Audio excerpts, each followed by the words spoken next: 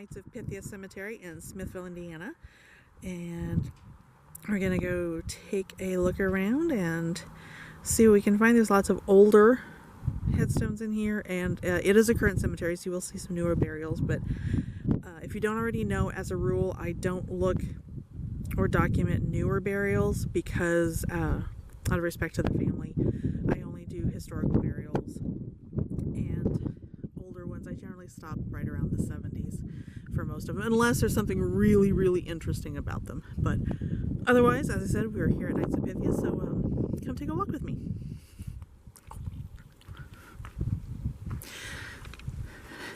Pardon my stumbling as I film. My knee hurts.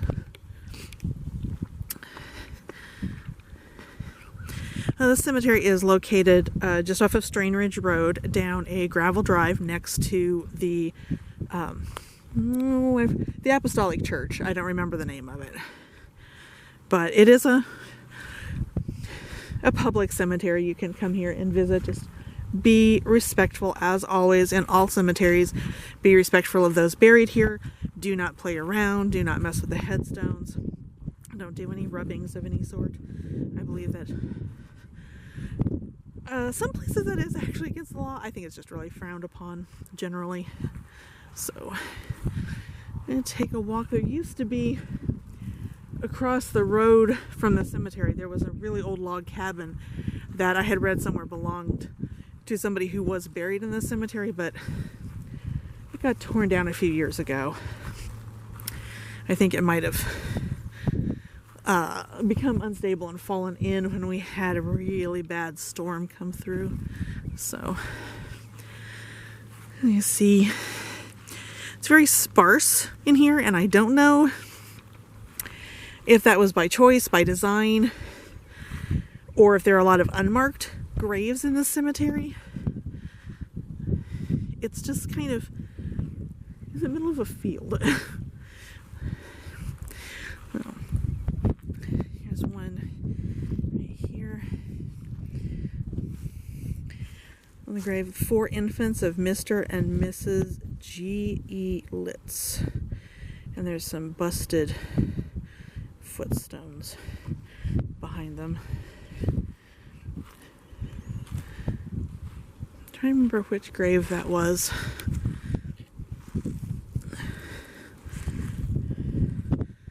That I believe that might have been connected to that cabin. Finally having some really nice weather. Today is March 9th. And it's supposed to be 58 degrees today, and it's sunny and beautiful. Here's one. This one's broken. Oh, pardon the shadows. Yeah, it's me. This is the grave of Susanna, wife of John Tate. Died January, maybe 12th, 18... Yeah, maybe. It looks like it says January 12th, 1876 or 1878. Yeah, I think that's a 12. Yeah. Actually, it might be a 7. Maybe. I'll put it up on the screen when I go through and do stuff here. And here's John Tate, born May 12th, 1794. Okay, so that can't be 1876 then. That's a... Died September 6th, 1864. Oh, no, that's right. She has her death date, but no birth date. Okay. And this one here is really cool because it's a very old headstone, but it has the name Johnston Bloomington. That's the name of the headstone carver. And if only I could find more information out about the headstone carvers. The only one I've really found information on is Henry Cross, and I'll do something about him later. Oh man, I wish I could read this one. In memory of something, wife of... No, I just can't read that. Yeah, I don't know. Yeah, I'll put it up on the screen if I can figure it out later. So many of these stones, being out in a field like this, they have no protection from the elements whatsoever. and it just doesn't do them any good. Also, being the fact that it's a county cemetery, it doesn't really get an opportunity to have much done as far as any restoration by the Historical Society, even though it is the Monroe County Historical Society. I think you have to have permissions from the cemetery owners to come out and do anything. Here we have Arabelle McCormick, January 23rd, 1860 to September 26, 1912. And here we have Thomas J. McCormick, died February 28th, 1869, aged 49 years and 10 months. That is a great looking headstone. Has the Bible atop. And down here at the very bottom, you can see down there, it says Johnston and Sudbury. And then here's Kate, daughter of T.J. and M. McCormick. So this would be Thomas, and I'm not sure who M is. Died October 22nd, 1868. Aged, I think it says 5 months.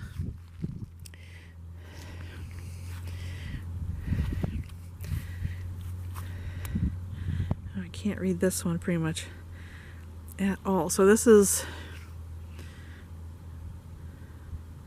yeah, somebody Taylor, born sometime February, died in September. Yeah, Sutphin, last name is Sutphin. Well, once again, I will try to get some information up on this one here. Nothing else on this headstone. We've got Thomas Grimes, 1788 to 1854. As you see, these are newer headstones. These have been replaced somewhere along the way, clearly. I mean, these are new granite headstones. Thomas Grimes, 1832 to 1851. Likely this Thomas's son. Fanny Grimes, 1833 to 1851. Martha Grimes, 1836 to 1850. And Allen Grimes, 1821 to 1826. I think there's a larger Grimes headstone over here. Yes, Nancy Grimes, 1791 to 1856. 1886, maybe. And Mary Grimes, 1818 to 1881. And we have Perlina Perry, wife of Richard Perry, January 9th, 1826 to November 16th, 1906. And over here is Louisa Leonard Grimes, 1830 to 1916. And back here at the tree, we have some stacked up headstones. Possibly somebody was buried back here. It looks like we have one here that says Mary, daughter of Thomas Grimes. I can't read the rest of it. But then back here behind it, there's a stone that says Father.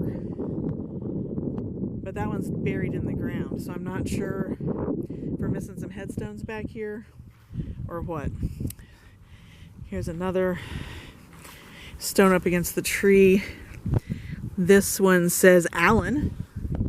So this probably belongs to this one right here, Allen Grimes.